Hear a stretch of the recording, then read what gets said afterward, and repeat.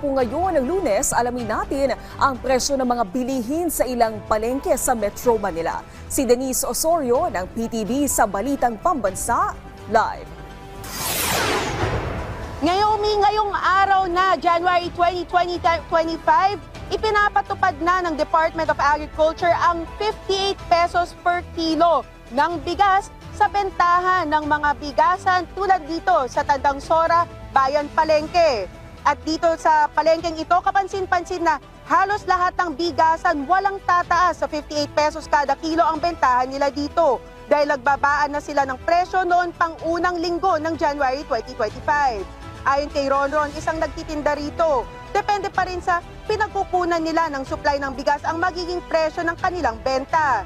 Dagdag pa niya, mabenta pa rin ang mga imported kaysa sa mga local na bigas dahil sa kalidad nito.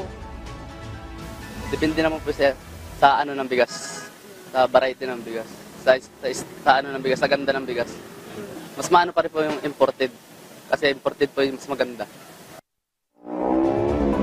Naomi, sa pagtanong-tanong natin dito sa palengkeng ito, kapansin-pansin na halos lahat sila wala pang tataas o ang sabi nila hindi pa sila magtataas ng presyo dahil kabababa nga lang naman ng kanilang imported na bigas noong December pa. Yung iba naman nitong January lang.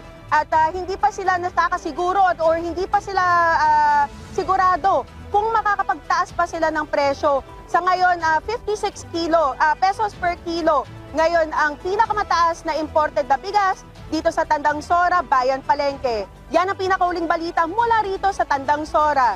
Mula sa PTV Manila, Denise Osorio para sa Balitang Pambansa. Maraming salamat, Denise Osorio.